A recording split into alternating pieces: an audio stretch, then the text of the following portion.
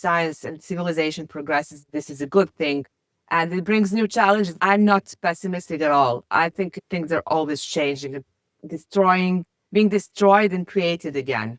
So this is like constant game. I come from Belgrade. This is a city that's constantly being destroyed and rebuilt.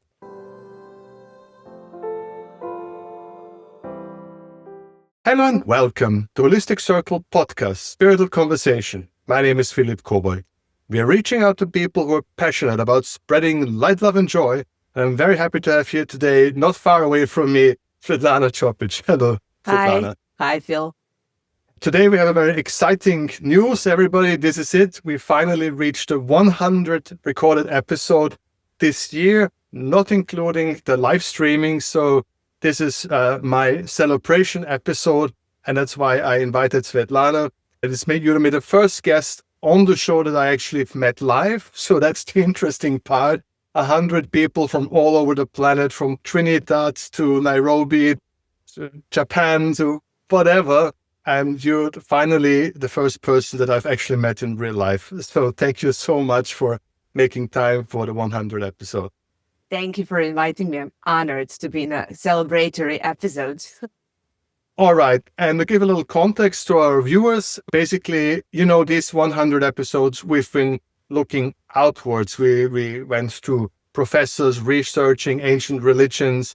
We went to exorcists. We went to clairvoyant people, philosophers, psychiatrists, everyone that has anything to say about spirituality, what moves us, what brings us in. But we didn't have enough time, and this is we're changing today, to look at the other side, us humble people who are watching these podcasts or getting inspired or trying to be curious and open and develop ourselves. And I know that I've tried very hard to develop myself and to push forward. And I know you have also lived a life of curiosity and development and growth. And so I decided that this 100 episode, we will look at us, the seekers, the knowledge, the light seekers, the people who try to develop, and just relax to talk about our individual journeys. It's a back and forth. It's a lovely coffee hour where we talk about what it means to be open, to be creative, and to seek wisdom. And with that, all my talking is over. And if you maybe be so lovely to introduce yourself quick for a couple of minutes, what's your background, what you do in the real world before we start the conversation. Okay, so actually we met through my profession.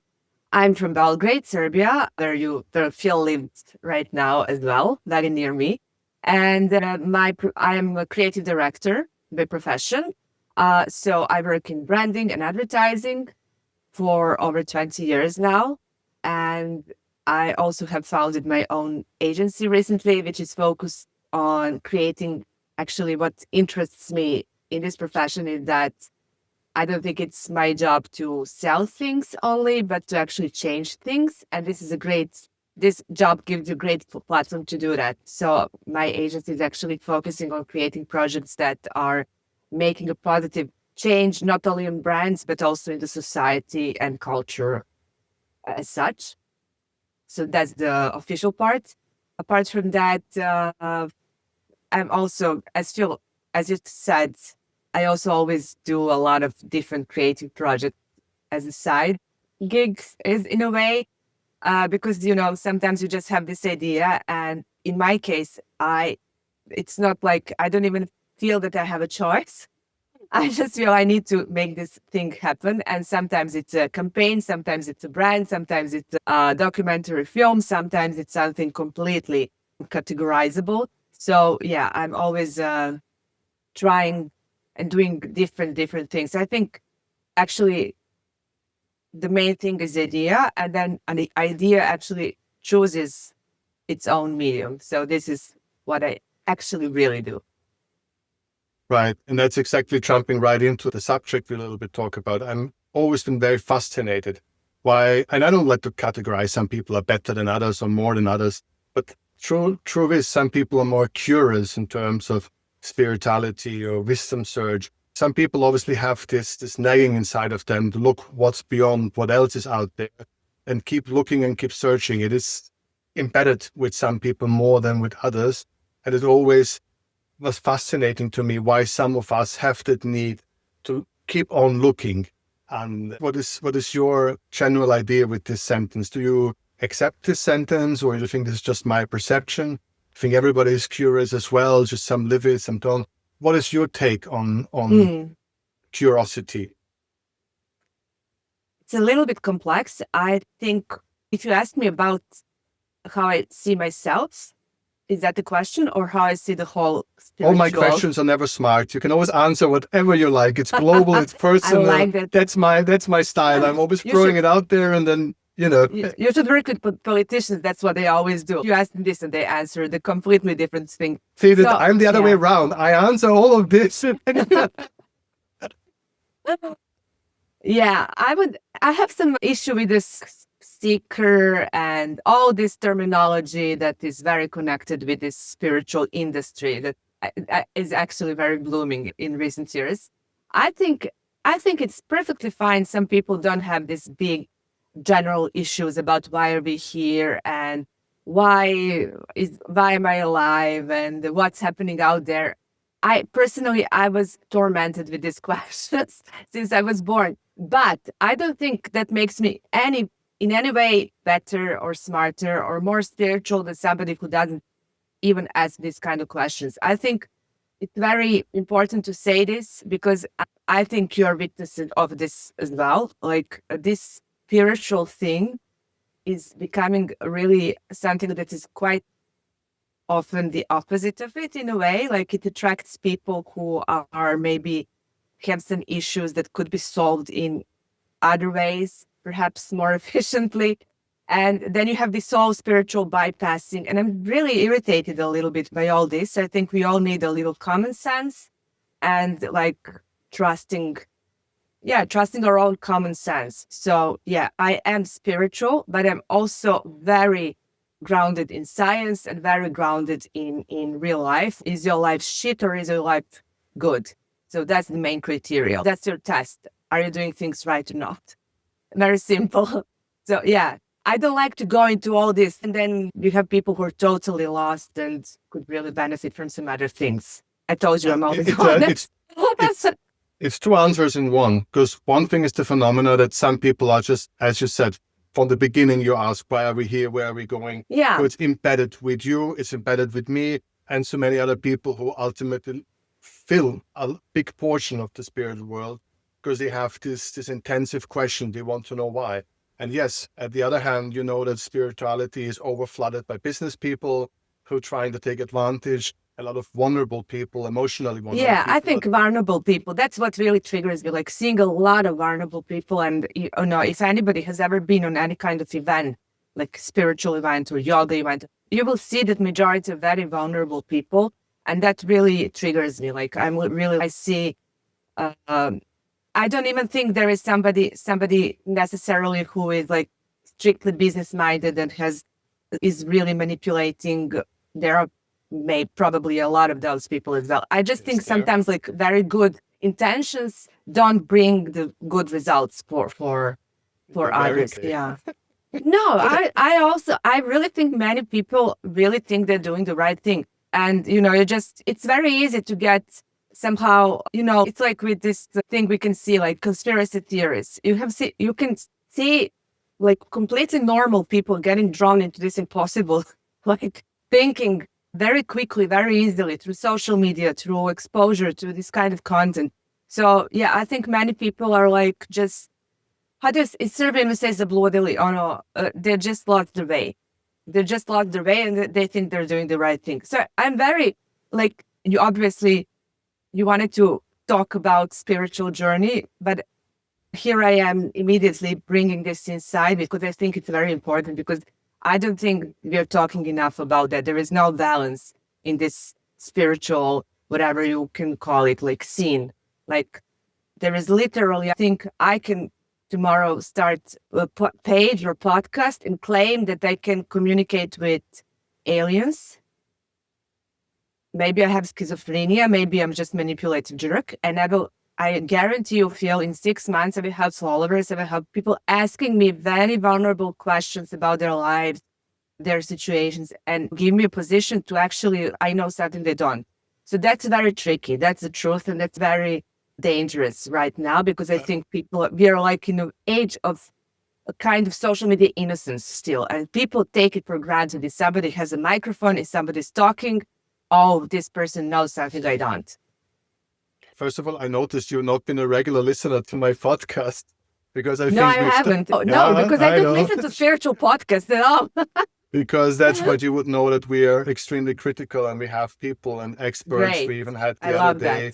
that. Just 2 days ago, I had a wonderful conversation with an expert who wrote a book, how to figure out which clairvoyant person is clearly manipulative and abusive, and which person at least is doing it from a good heart. If it's so, I think especially my podcast has this as a general theme. That's exactly what you're talking about. Yeah. I want to show the people what's out there, but always putting it in perspective. And we also had people here who are organizing spiritual events, and we talked about abuse happening in those events.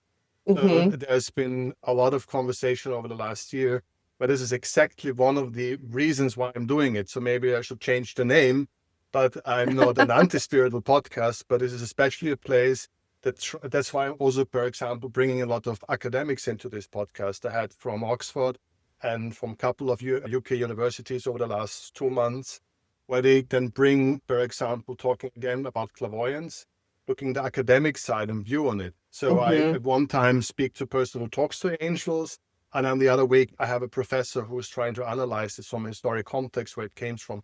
So I think there are people out there who exactly think like you, who see the abuse, who see all the problem. But at the other hand, I had yesterday a conversation with a professor about Quakers, the Protestant religious movement, and how pure they are, how peace-loving they are, how their organization is bringing, like building a faith, or had a Baha'i, an expert on the Baha'i faith, which is also completely peace-loving. So it is a wild field, and I think some of us are doing it to get personally more light or make it better. And by the way, and I think you would love this, almost every of my conversation, especially with people who talk about neuroscience, and each and every podcast, I'm ending asking, how would this implement in real life? Are you a better husband? Are you a better father? How all of this crazy knowledge that you have, how does it make you a better person? Give real world examples, how this has transformed you. So basically, you actually would like that little podcast. But I'm with you. But nevertheless, we want to, if it's okay with you, still talk about the people who have this need, have this search, because I have that theory I want to basically bounce back with you. That we all asking the same questions, ultimately, just not in the same order. That's Can you a little bit elaborate a little bit about it? Sorry? Can you elaborate a little bit? I just know, it's a very random thought that those people who are seeking come from where I go to have this inner journey. Some do yoga earlier, some do yoga later, some read this book earlier, some read it later. But there is a certain spin, and exactly as you said, ultimately it has to be transformed to life, to be a better person, to have better results. But I think the questions are there. So would like to revisit my earlier question. So let's go back to the idea. How do you see this curiosity in us? How would you define it? Why are some of us more curious to these specific questions? Where I'm from? Is it embedded? Is it just given? Just let's a little bit stay. I have no idea. I really don't have any idea. Anything I would say would be just like wild presumption. It's just maybe some people are more grounded, like really grounded, like literally. Maybe some of us are more etherical. I don't know. Maybe it's connected to, there's so many concepts that try to explain this, from, I don't know, like doshas in Ayurveda. So you have this kind of dosha. My dosha is ether. So it says, well, of course you're open to this kind of ideas. And I have no element of earth in my dosha, according to Ayurveda. I'm not practicing Ayurveda. I'm just saying this is an example of explanation. So you have horoscopes. They also give you like, oh, you have all these planets that are like this, and you don't have like earth elements in your horoscope. I have no idea. I think all of these different theories might be right or are complete bullshit. I have no idea.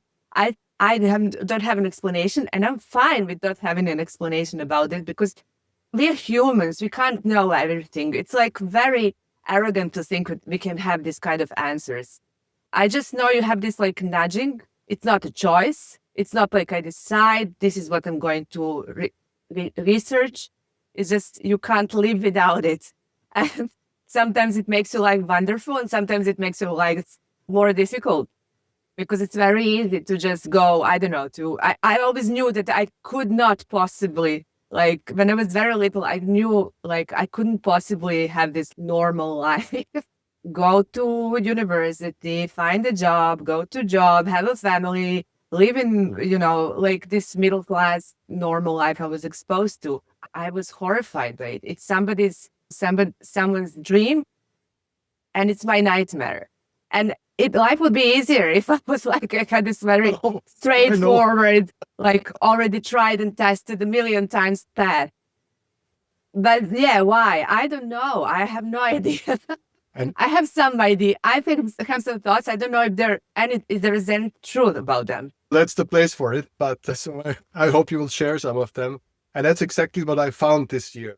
This is a bit of a house cleaning. Yeah, it was 100 conversation. So I also want to bounce back the things that I found and discovered. And so it's a bit more talking. And one of the interesting things I've seen with this 100 conversation is that there is a small group. I'd say they're like you and me. We're born with this certain curiosity. We just can't do without. It's just who we are. But the vast majority of people I've met through spirituality, they basically reached very dramatic life elements. They hit the wall. They went through the darkness, whatever. And they said, I cannot live anymore in my job or in my career. I now must start doing yoga, or I must start doing paintings or whatever, because I can't go on living like this. And so they had this epiphany, this crazy moment. They looked in the mirror and they know they must change their life. While there's some poor folks like you and me who are basically born with this mirror. We never had any chance. And it fascinates me. These are the small things that bug me. That's me. That hearing this, I always try to understand why basically some of us obviously are born with this openness or embedded with this question, and while others have to really be pushed into it. I find it interesting.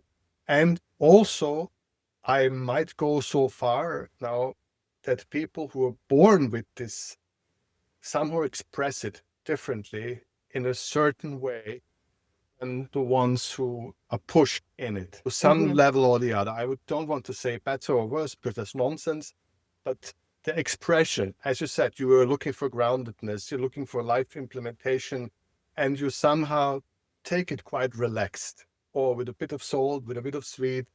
And I think it's very hard to be a fanatic when you're born with it. Yeah, maybe you're right. Yeah, there is something to it. Like, it's not a new revelation. It's not, yes, this is it. Because I have already like thought and read and investigated hundreds of things since I reached a certain age. Yeah, it's very, and the face and the other side, because you were curious to see what's behind this. That's what I wanted to get at. Yeah. This leads us to the next question. This is so now the next idea. In a way, I would like to get your take also on it. A lot of things are bullshit. Like a lot. Yeah. And thankfully, I have a couple of professors here on the show who have uncovered so much bullshit in this creative world. And then again, so much is real. And I'm struggling with this like a lot. This multi-layer that you always, when you think you touch something, it just sponges away. How you been dealing with this multi-layered nonsense for your last 20 years? So what's your take on that? My take? Yeah. My take is I more and more just must make it real.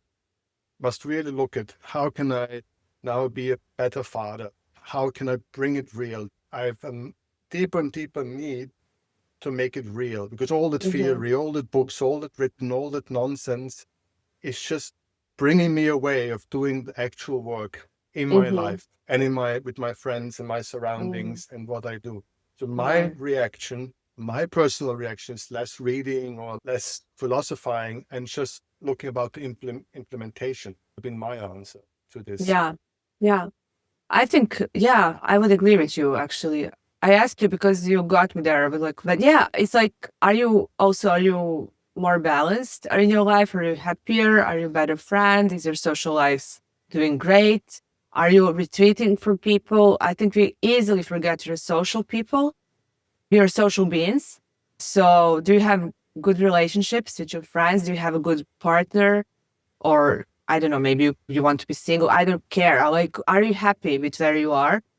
Is it because sometimes just to check, are you using this kind of knowledge, or maybe not knowledge, maybe illusion, to compensate something that's missing and to somehow blind yourself to reality of your life? So that's, I think, very good point that you made, actually testing it. Is it working for you?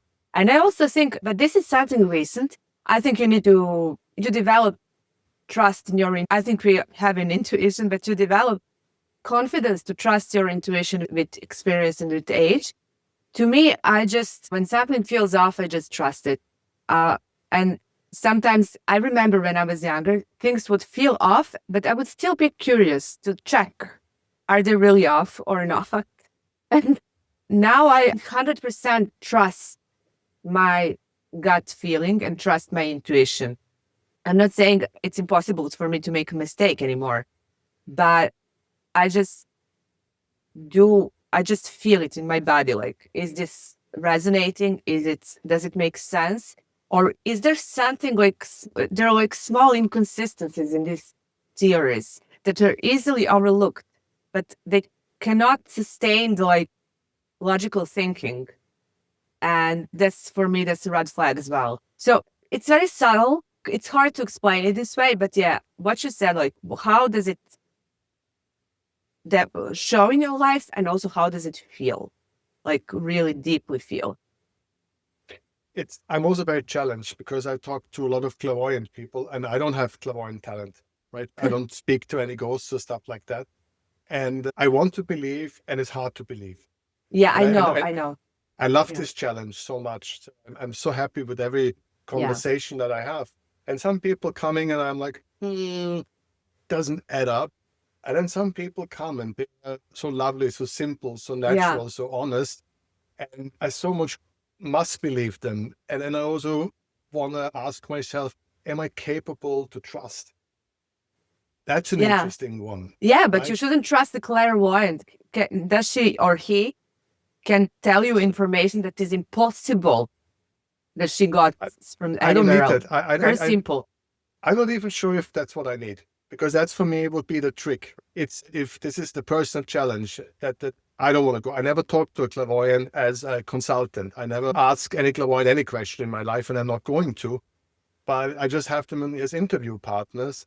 And then I've decided that, am I strong enough to trust this person when my heart tells me this is an honest person, is telling me the truth, that this person says, I have this connection, I'm speaking with those entities, and this messages come from the divine. Am I strong enough to leave my logic and my critical thinking behind from time to time and just live on pure faith alone? That's an interesting thing for me. Yeah, I'd never do that. I never shut down my rational, my common sense and logic. And that's why very different here. I would need evidence. I would need scientific evidence to trust somebody. But that's it. Very straightforward. Because I don't know, I could do a clairvoyant session with you. I'd probably be right about 30% of things. Because some things are universal, and everybody will think themselves, you're very sensitive. You're a very sensitive person, Phil. And you say, yes, of course I am very sensitive. I don't know, anybody would say, no, I'm totally insensitive. And then they're some things everybody likes to hear about themselves. And even though they're not true, but we love when somebody tells us those things. And there's some things that are off and that are going to be a wild card, but you will, of course, our brain works the way that we will stick with this information that we like, that we recognize ourselves in, and we will forget and minimize all the other things that are totally off. So for me, for example, in this specific situation, this is very different. I would never demand myself to show the blind faith, no way. Like, this is literally what it would take for me to recognize somebody as clairvoyant. I think many people have been challenged by science this way, and I don't know. I don't know at the end is anybody who is really legit. In theory, like, this is paradox. I absolutely believe that some of us, in some circumstances, sometimes can access this kind of knowledge that is not explained. How do we get to it? I had this experience, but still, this is the tricky part. This is exactly the tension that I'm talking about. I have experienced it, and I still need evidence. I can't explain it. I can't repeat it. So that's why I'm saying this was a very hard one for me. yeah, It's incredibly against my nature. yeah. But I think that especially with certain supernatural and clairvoyance, we might never, through a purely scientific way, ever come to a conclusive answer. We might need to start from an open heart and from a certain amount of faith. I think that is just the conclusion I have. By the way, just to make you feel happy, I've spoken with a professor it's an English university, and they do serious academic research on clairvoyance. Okay. They've interviewed several hundred people in London randomly on the street, and they run certain clairvoyant tests with random people, and they have statistically significant data that there is an underlying clairvoyant ability within people. I cannot quote you the original study, but they've done this, and they actually now got a huge government funding in Britain to bring certain spiritual qualities within basic schooling to help teachers and students to develop certain spiritual. It is a government-funded program. There's a lot going on actually on the academic side, and there's a lot more coming next year on this podcast where I'm inviting so many of these researchers to present their work. But he was very clear that they statistically have the data to show that there's a certain element of clairvoyance within us. So yeah, I've seen a lot of these researches, but we'll see. We'll see what happens. I don't know. I thought the science will absolutely one day reach it, and it's not going to be while we are alive. It's maybe going to be in 300 years, but it's, in historical terms, that's like a second. And the old story, we didn't know about electricity, we didn't know about this, and it still existed. So I think this is some kind probably of energy that we still cannot explain and cannot measure and cannot influence and can't do anything with it. Yeah, I would be optimistic about that, but at the same time, unlike you, I think my advice for anyone would be not to start with faith and open heart in this relationship, but to start with very skeptical mind and very, very cautiously. I'm sure you're interested. This was not part of the conversation, but now that you're saying it, Yeah. I had several super hot conversations about consciousness. Mm-hmm. There's right now so much research going on because we don't have a functioning model about consciousness. And I had one of the leading researchers actually on that field.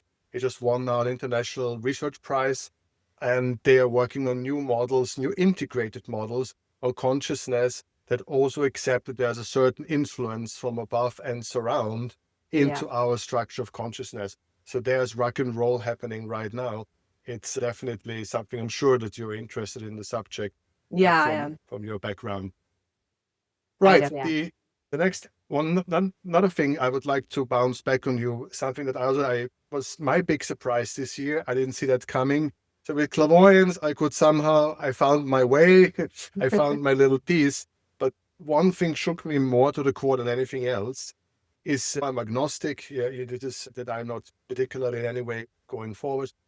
And I always was skeptical towards organized religion. That is the one key element of my life, being skeptical towards organized.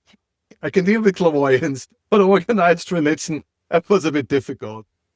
And then something happened is that basically it was for one of my meditation groups. We had a new group here in Belgrade, and unusually a couple of times people ask, hey, are we going for a beer or a tea after the meditation class? And so sometimes I went along, and this energy that happened after, when people just sit there, just shared, talked about their life, more and more was really wondering what is here the great benefit of these groups. The meditation hour with Phil, or then sitting together, relaxed with half strangers and sharing and being social. And once this came into my mind, I then started looking organized religion much more as part of a way of being together, shared space, creating this circle.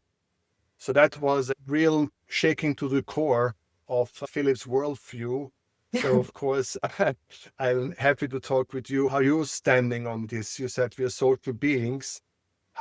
Where you value this? How big of a value are you putting in it? So I always, like, in Serbian language, there is a very nice difference between being religious and being like vernik. Do you know the word vernik? So religious, for me, I think I'm religious in the sense that I do, if you would, I'm always skeptical, but if you would like literally tell me now you need to say, do you believe there is a soul or no? I would say, yeah, I believe there is a soul. So I'm religious. I think there is something transcendent. So on the other hand, I'm totally not vernica. I'm not like religious in an official way. I was born into Orthodox Church in a way that everybody in Serbia is not Orthodox Church, but I was not baptized. I always had an issue with the way that, for example, the Orthodox Church is operating in many levels. Let's just not get into all this mess. I'm against it. But I always, at the same time, I felt really good about the ritualistic part of it. I like the ceremonial part. I love it doesn't matter. It can be Catholic Church or Orthodox Church. I like the ornaments, the smells, the chants, these kind of things. Really, I like spending time in church without any like being religious in an official way. And what you said, it's very important because I think, for example, I discovered this when I lost my parents, for example. So when you lose an important person, like, for example, your parent, there are all these like customs and things and rituals that are connected to it. And I always thought that this is like so boring. This is horrible. I mean, not horrible, but it doesn't mean anything to me. Like before that, I was like always like, why do people do this? Why do they make such a fuss? Why do they complicate? Why do we have to go here? Why do we blah, blah, blah? But then when you lose somebody, all of a sudden, these rituals give you a huge community gathering around you. And all of a sudden, you don't have to think. You don't have to make 100 little decisions. They're already embedded in your culture, in the customs. And it's real. I felt really supported. And I thought, okay, I'm a sociologist by education. So I thought, okay, this is like literally, I'm living now the function of organized religion. This is what religion does. It doesn't have to be this big religions you're talking about. It can be in paganism or whatever. So this is what it does. It connects this tissue that connects people. Of course, another way it can suffocate you. But we are now in a good position that we can pick things that bring us value. I feel completely free because I'm not following any kind of dogma. I don't think it's any kind of like a morality sin to actually just pick and choose whatever I like, because there are some very good things about it, obviously. So yeah, I totally get what you're saying. And this is it. This is exactly what religion does in its best thing. Obviously, if organized religion was really humane, if it was really practicing what it preaches, it would be a wonderful thing. Maybe we wouldn't even have to have this conversation. We would enjoy going to, I don't know, whatever church you're born into or whatever, and do it. Because I'm so with you. This is another thing that happening to me. I developed a lot of sadness actually in the last couple of months, realizing what could be. Yeah. What could be and what is not. And this is something that's driving me also, why I'm inviting more and more priests and people like that to figure out what went wrong. But sorry, Phil, but you know what went wrong? What went wrong is we're people. Like everything we do will corrupt, it's a human nature. It can be sad, but it can also be funny when you look at it. in a funny way, it's actually hilarious. Come on, what's happening in churches and what's the difference between practice and preaching? It's hilarious. Exactly. But then I had no reason to invite people. Yeah. But I just wanted to bounce back just quick on the death of it. I had two amazing conversations this year with people who actually jumping in a modern way. They're called deaf dowlers, and they're building services around a modern society that is where people don't have anyone to talk to, don't have the ritual, don't have this. So they're having deaf services, and they cannot save themselves for jobs. They're drowning. They're drowning in jobs. They're going to hospitals and spending the last couple of months with some lonely people who have no one to talk, no one to say the last things that That's they so want sad. to say. Yeah. So they're spending time with them and then helping the relatives if they are with funerals and all of it. And this business is bombarding through the roof. Why? Because people don't have anyone to talk to or have no place to. Interestingly enough, this one guy, he's organizing deaf cafes. He's calling it Deaf Cafe. And lots of people are coming because they have no other place where they can actually say, oh, I've lost my father. I feel sorry. I feel sad. Because in these modern societies, your friends want to hear it once, twice. Nobody has time anymore. And you go back to the job after 2-3 days. But the pain is still there, but nobody wants to hear it. And you got to function. So you're so happy to have a deaf cafe where you actually can talk to strangers about your sorrow. Yeah. So Yeah. it's totally crazy and funny Not. thing. Yeah, for you, not. I know, but humble little Phil, it's crazy. It's to say, and another thing that is booming is birth downers. That's the same for women who are planning to get a baby or are pregnant. Again, because they don't have mothers or grandmothers anymore, they're living alone. They have nobody to give them practical advice or just talk things through. So there's a whole industry being created of people losing their social connection. I think it's very crazy. I don't know what to say. That is very interesting subject for me because it's very interesting how our society, in a way, not our society, like modern society, like after the Middle Ages, like the modern society totally pushes death out of your experience.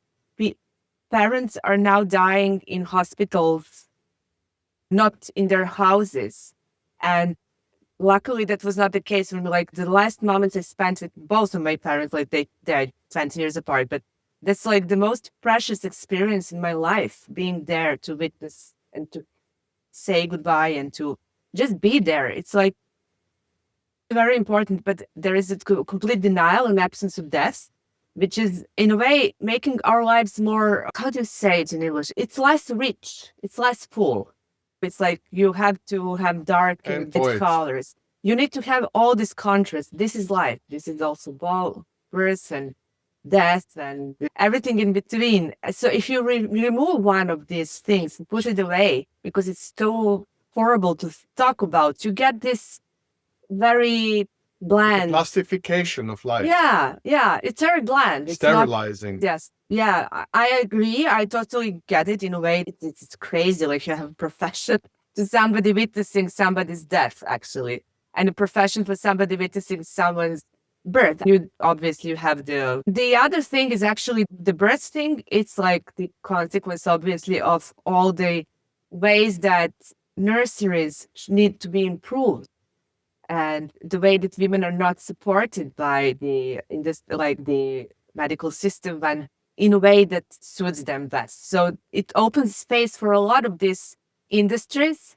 Some of them are great, like doulas, and some of them are really dangerous. I don't know if you read about the pre-birth. Yep. This is horrifying, but they exist because women were traumatized by the experiences they had while giving birth. So yeah, as always, like it's never black or white. It's always like our human nature makes it very complex. And yeah. We're coming now to a very good moment because somehow we're coming back to my first question in a certain way. Because what you said now is finally somewhere we arrived in some crucial element. That what you talked about, that you have a sense the society is getting a bit more sterile or basically more whitewashed or whatever it is. And this juiciness of life, or the brutality of life, or that natural element is somehow getting my experience where I lost it once and for all is actually here in Belgrade. There's a public park, and for kids, they made some kind of a little place where they can pretend that they have a rope and they can do a bit of a climbing. And this whole thing is not even 20 centimeters above ground. And those little kids, they get a helmet, and then they get clicked in on another line to walk over a line which is 20 centimeters above ground. And you're like, what is the possible danger to university? What can happen from 20 centimeters? Yeah, I know. Yeah, that's so. And this can't be happening to me. I'm an Austrian. We guys going to the mountains. And this is not real. So this kind of safety belt. Yeah, definitely. For me, this is somehow one of the elements that worry me, right? If we take life so much out from its natural habitat, from safety from real world, but also emotional safety, that's an element. That we don't challenge each other anymore emotionally to take life in its fullness. That for me closes the circle to this spiritual need that others have, some have, to ask the more brutal question, to find this deeper honesty. That's for me is a bit a full circle. So I know you do a lot with commercial industries and this little bit. How do you see this new time where artificial intelligence or social media and all of this, how you think we're going to manage? Or is it from your perspective that there's a bit of a dark ages coming our way? I am very optimistic. I think we are always people are always afraid of the new. And there are all these theories. I don't know if the world came to an end every time people were sure that these new things that are coming are going to end it. That wouldn't last very long.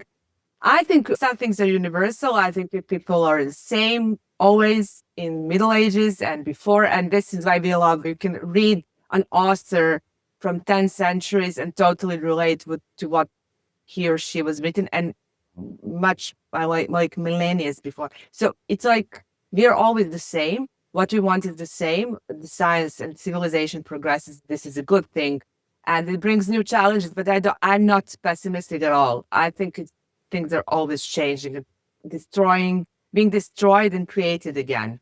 So this is like constant game for me, and that's my perspective of life and life and civilization in the world.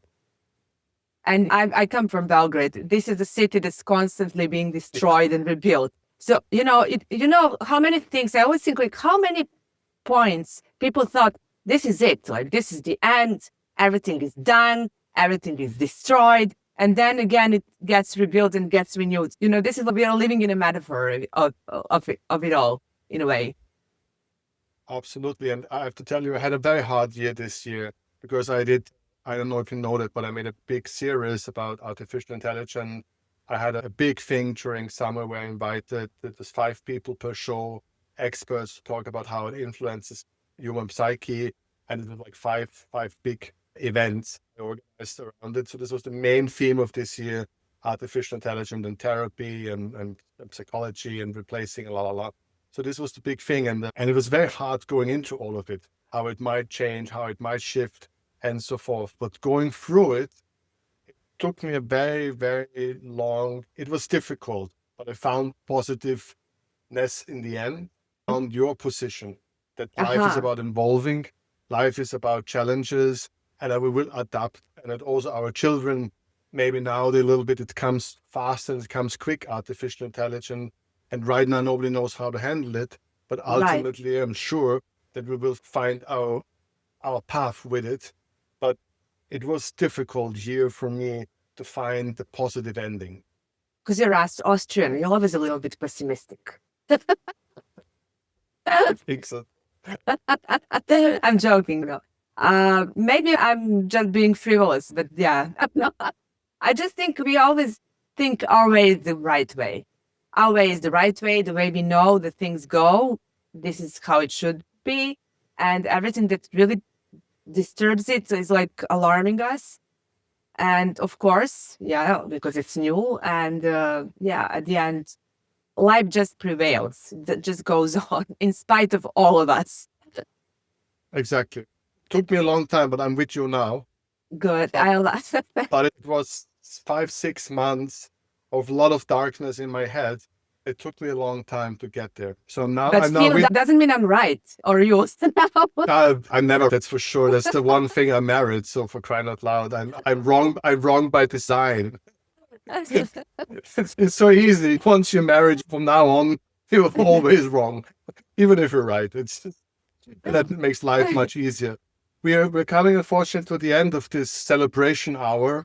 And thank you so much so far. I'm so sad I wanted to talk about your art project because it ties so many things together. We have 5-6 minutes. Could you maybe, I cannot leave it out in this conversation, quick explain the movie you made and why was your motivation to do it? Can you have 5 minutes for it?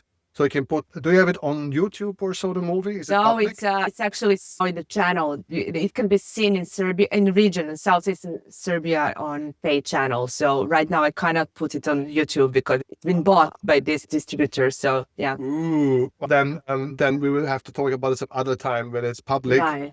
Because I think it's an amazing project. But when you say like 4 or 5 words, what you did, tie it all together, or you not motivated? Yeah, I think it's very nice to say, because this is my favorite subject in all the world, like about creativity, because for me, spirituality for me personally, is creativity, because I'm always fascinated how something that starts as just an idea that you get, it's like a gift. We literally say, I get an idea. It's not, I made this, I got it. It's like you get it, it's finished. It's like a vision. You just in a split second, you have this strong vision, and something that starts with this vision or just a strong gut feeling ends up being a film, being a campaign, being something that totally changes, communicates with people, connects with them, causes some kind of emotion. So this is very, very, that's the most fascinating subject for me personally. The film you're mentioning, it's called Everybody's Granddaughter, but it's very interesting because it literally started like with this totally irrational, strong idea I woke up with, to write to unknown old women and to write them letters and to ask, if I was your granddaughter, what would be your life advice? And then I didn't know it's going to be a film. I just knew I had to do it. And then it just, one thing happened. Second, it's like it started having intelligence and path of its own. It just led me. It led me to actually creating this movie at the end. So that's, for me, this is the most interesting thing about this movie. It's like a small exercise of how creativity actually works and how it is crucial for me to totally trust this kind of ideas that I can feel with all my body. And so you never know when it's going to lead you. I would say it's crazy. That I would make a movie, that I would get founded for this idea. It's like totally, everything was totally rational, and it worked out perfectly fine. So did you just say that for you personally, spirituality is manifested through creativity? For you personally? Yeah. For me personally, that's where my spirituality, like, it's the most important aspect of spirituality. I always thought there was something very spiritual about ideas and creativity. Like, this is the way it's expressed in my personal experience. I think you gave me really, for the next 100 interviews, such a wonderful starting point, because this idea to really figure out that I talk to people how they individually manifest, because for a lot of people it's family. Right. A lot of people would say that this family.